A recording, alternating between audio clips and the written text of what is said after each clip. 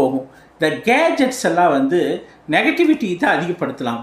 ஆனால் புத்தகம் எப்போதும் நெகட்டிவிட்டியை அதிகப்படுத்தாது. இந்த புத்தகத்தில் வந்து ஒரு என்ன ஸ்பெஷல் கேரக்டர்னால், வரிக்கு வரி படிக்க படிக்க அது அந்த உலகத்துக்கே இட்டு செல்லும். நீங்கள் சொர்க்கம் அப்படின்னு படிச்சிங்கன்னா அது உங்களுடைய இமேஜினேஷனில் அது வந்து ஒரு வித்தியாசமான உலகமாக தெரியும். அதே மாதிரி தான் நார்மலாக சொல்லுவாங்க, பொன்னியின் செல்வன் படிக்கும்போது, புத்தகம் பொன்னியின் செல்வன் படிக்கும்போது ஒவ்வொருத்தருக்கும் ஒவ்வொரு இமேஜினேஷன் தோணும். அது படிக்க படிக்க படிக்க அந்த ஹாப்பினஸும் அந்த ஒரு சந்தோஷமும் அந்த சோழ நாட்டுக்குள்ளேயே போய் வந்தியத்தேவனை பார்த்த மாதிரியும், ஒரு ராஜராஜ சோழன் அருள்மொழித்தேவனை பார்த்த மாதிரியும், அப்புறம் வந்து ராஜேந்திர சோழன் வந்து பார்த்த மாதிரியும். ஸோ ஒவ்வொருத்தரையும் எஸ்பெஷலி வந்து ராஜேந்திர சோழன் அதில் இல்லைனாலும் ராஜராஜ சோழன் அருள்மொழித்தேவன், அதே மாதிரி வந்து நந்தினி கேரக்டர் பார்த்திங்கன்னா ஒரு மிகப்பெரிய இமேஜினேஷனை ஒவ்வொருத்தருக்கும் கொடுக்கும்.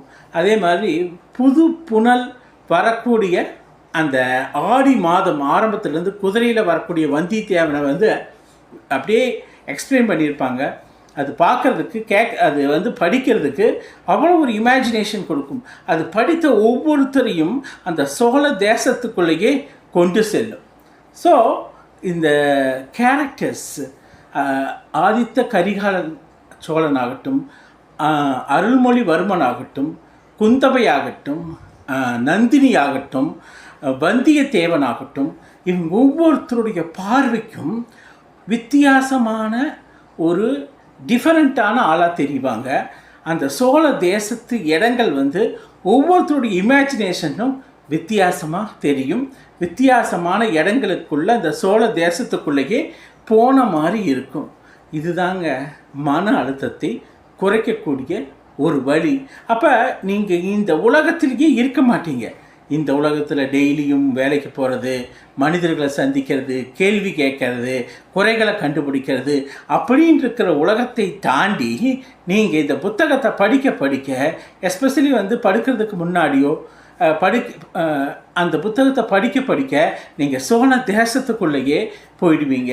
அதில் வந்து நந்தினி ஒரு வர்ணிச்சுக்கிறது பார்த்திங்கன்னா அது ஒரு அழகு தேவதையாகவும் மிகப்பெரிய ஒரு ராணியாகவும் காமிச்சிருப்பாங்க. அதே மாதிரி தான் ஒவ்வொரு கேரக்டரும் அந்த சோழ தேசத்தில் விவரிச்சிருக்கிறது நம்ம சோழ தேசத்துக்குள்ளேயே போயிட்டு வந்த மாதிரி இருக்கும். ஸோ இந்த மாதிரி வந்து மன அழுத்தத்தை குறைக்கக்கூடிய புத்தகம்